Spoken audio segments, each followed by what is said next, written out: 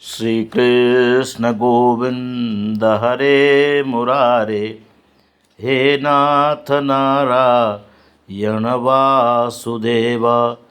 श्रीमद्भागवत महापुराण साप्ताहिक कथा, दसम स्कंद, तीसरा अध्याय।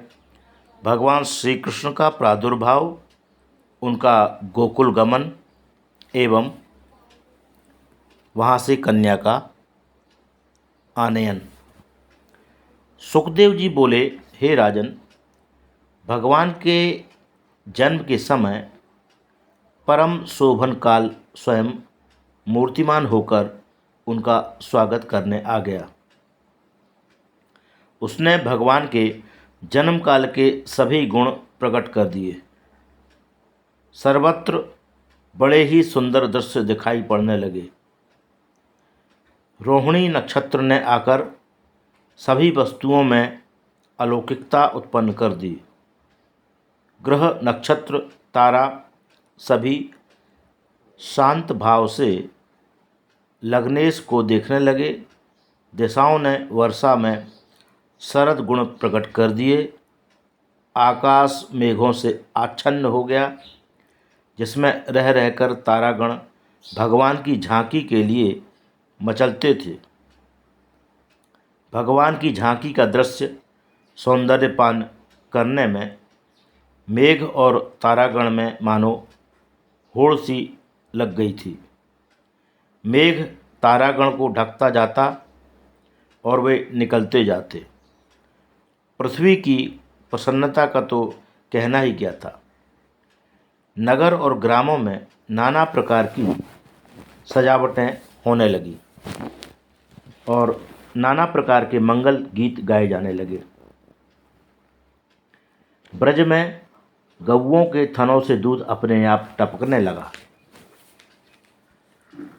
जान पड़ता था कि पृथ्वी ही गौ बनकर दुग्धधारा से भगवान का अभिषेक कर रही है। खानों से हीरा, पन्ना, मोती एवं जवाहरात स्वयं निकल पड़े। उनका यथेच्छ दान होने लगा। किसी को उनके लेने में रुकावट न थी। नदियाँ विमल जल से और सरोवर सुंदर कमलों से सुशोभित हो उठे। सोए हुए पक्षी एवं भ्रमरों के कुल रात्रि में जाग जाग कर कलरव तथा गुंजार द्वारा भगवान का स्वागत गान करने लगे। शीतल मंद सुगंध वायु बहने लगी। ब्राह्मणों के यज्ञ कुंडों की शांत अग्नि दक्षिणावर्त होकर स्वयं प्रज्वलित हो उठी। मालूम होता था कि द्वापर में त्रेता युग आ गया है। कंस को छोड़कर कोई ऐसा प्राणी न था जिसका मन प्रसन्न ना हो गया हो। स्वर्ग में दुंदुभियाँ बजने लगीं। सिद्ध, किन्नर, गंधर्व एवं विद्याधर आदि गान करने लगे। अप्सराएं नाचने लगीं। आकाश से देवता पुष्प वृष्टि करने लगे। मेघ भी मंद मंद गर्जना कर जलबिंदु रूपी पुष्प बरसाने लगे। निशीथे तम उद्भूते जायमाने जनार्दने, देवक्याम देवरूपिण्याम विष्णु सर्वगुहाशयः, अविरासीद्यथा प्राच्यां दिशीन्दुरिव पुष्कलः। ऐसी ही मांगलिक बेला में अंधकाराच्छन्न अर्धरात्रि के समय भाद्र कृष्ण पक्ष की बुध युक्त अष्टमी तिथि को चंद्रोदय होने पर भगवान श्री कृष्ण दिव्य मूर्ति धारण कर उसी प्रकार देवकी के गर्भ से प्रकट हो गए जैसे पूर्व दिशा में पूर्ण चंद्रमा का उदय होता है। उनके तेज से सारा प्रसूति का ग्रह प्रकाशित हो गया। यह बालक विलक्षण बालक था, जिसके 4 भुजाएं थीं और उनमें शंख, चक्र, गदा और पद्म शोभा पा रहे थे। वक्षस्थल एवं ग्रीवा में श्रीवत्स और कौस्तुभमणि सुशोभित थी। वे पीतांबर धारण किए थे और मुकुट, कुंडल आदि आभूषणों की दिव्य छटा उनके चारों ओर फैल रही थी। यह बालक वही था जिसके बालक ब्रह्मा जी हुए थे। बालः को ब्रह्म आस्येति यो ब्रह्मणम विदधाति पूर्वम, अथवा जिसके रोम विवरों में कोटि कोटि ब्रह्मांड निवास करते हैं।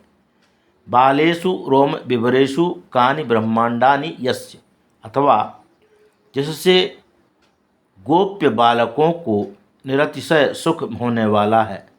बालानाम गोपबालकानाम कम सुखम यस्मात्, अथवा जो सबका चालन करता है। बालयति चालयति सर्वान् वातादीनीति बालः स एव बालकः। मदभयात् वाति बातोऽयं सूर्यस्तपति मदभयात्, अथवा जिसके बड़े सुंदर घुंघराले केश हैं। वा वक्रा अलका केशा यस्य, ऐसा का जल में वटपत्र पर शयन करने वाला यह अद्भुत बालक था। तमद्भुतं बालकमम्बुजेक्षणं चतुर्भुजं शङ्खगदायुधायुधं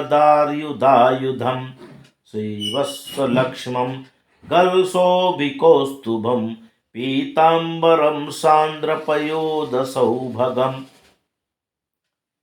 इनकी सुंदरता देखकर वासुदेव के नेत्र आनंदाश्रुओं से भर गए, शरीर पर रोमांच छा गए। उन्होंने कृष्णावतार के आनंदोत्सव में प्रसन्न हो मन से 10,000 गौओं के दान का संकल्प किया और हाथ जोड़कर 10 श्लोकों द्वारा स्तुति की। हे भगवान, आप प्रकृति से परे हैं। आपका स्वरूप केवल आनंदमय है, जिसका अनुभव योगी जन समाधि में किया करते हैं। आप अपनी माया से जगत की रचना कर उसमें प्रविष्ट होकर भी अप्रविष्ट के समान प्रतीत होते हैं, क्योंकि आप कारण रूप हैं, किसी से परिच्छिन्न नहीं हो सकते। आप सृष्टि पालन और संहार के हेतु गुणानुसार ब्रह्मा, विष्णु, रुद्र जैसे रूप धारण करते हैं। तदनुसार आप जगत की रक्षा के लिए मेरे घर में अवतीर्ण हुए हैं। अब आपके द्वारा निश्चित ही पृथ्वी के भारभूत इस असुर सेना का संहार होगा। हे नाथ, इस क्रूर कंस ने आपके पूर्वज 6 भाइयों को मार डाला है। उसके दूत चारों ओर लगे हैं। उनके द्वारा आपका जन्म सुनते ही वह तुरंत शस्त्र लेकर यहाँ मारने आ जाएगा। तब मैं क्या करूँगा? आप कृपया इसका उचित उपाय बताएं। मैं आपकी शरण में हूँ। इतना कहकर वसुदेव चुप हो गए और देवकी तुरंत कंस से भयभीत हो हाथ जोड़कर स्तुति करने लगी। देवकी ने 8 श्लोकों से भगवान की स्तुति की है। वह कहती है, हे भगवान, वेद जिस अनिर्वचनीय निर्गुण ब्रह्म का प्रतिपादन करते हैं, वह साक्षात आप ही हैं। प्रलय में काल द्वारा जगत का नाश होने पर भी जो शेष रहता है वह आप ही हैं, क्योंकि काल भी कोई अन्य वस्तु नहीं, वह आपकी चेष्टा ही है। हे नाथ, इसी मृत्यु रूपी काल सर्प के भय से मनुष्य इधर उधर लोकों में भ्रमण करता हुआ निर्भय नहीं हो पाता। किंतु यदि कदाचित यह आपके चरणों की शरण ले ले तो वह सदा सुख की नींद सोता है। उसे किसी प्रकार का भय नहीं रहता, यहाँ तक कि फिर उस प्राणी को देखकर मृत्यु ही भागने लगती है।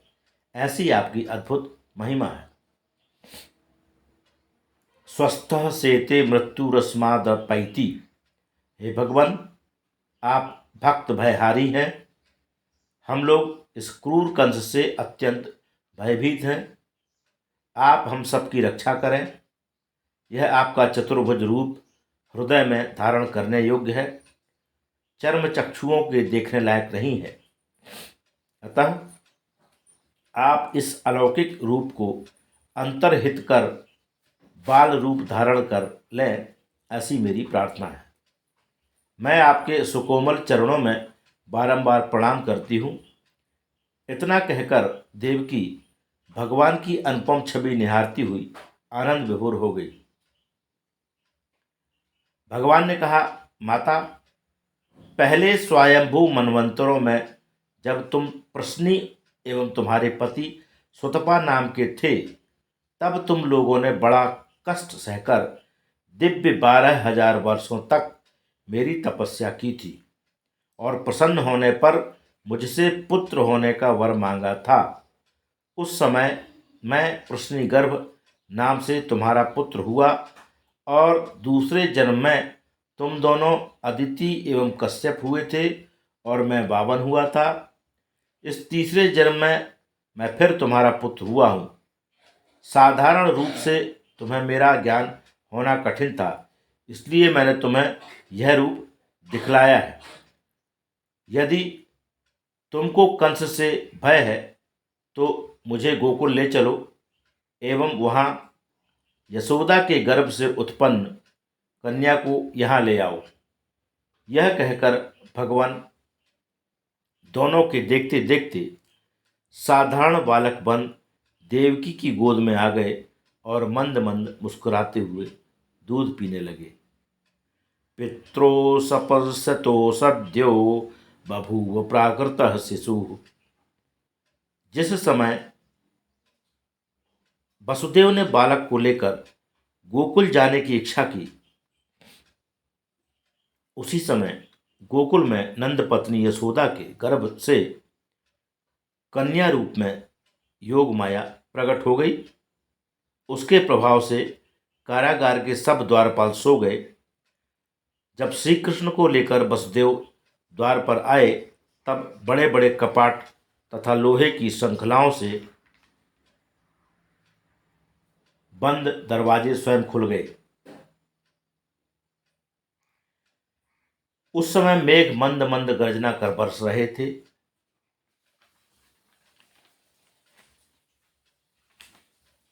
शेष जी अपने फणों से वर्षा का जल निवारण करते हुए अज्ञात रूप से वसुदेव के पीछे पीछे जा रहे थे। ताः कृष्ण बाहे वसुदेव आगते स्वयं व्यवर्यन्त तथा तमोरवेह वर्ष परजन्य उपांशु गर्जितः शेषोन् वगाद्वारि निवारयन् फणैः। यमुना जी भगवान को देखते ही प्रेमवश उमड़ पड़ी।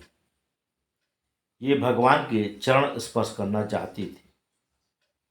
यह जान भगवान ने अपने पैर धीरे से नीचे लटका दिए, जिन्हें छूकर वे तुरंत घट गईं और वसुदेव को गोकुल जाने का मार्ग दे दिया। वसुदेव निर्विघ्न गोकुल पहुंच गए। वहां सब गोप सो रहे थे। उन्होंने चुपचाप यशोदा की सैया पर कृष्ण जी को सुला दिया और यशोदा की सैया पर सोई हुई कन्या को लेकर पुनः मथुरा लौट आए।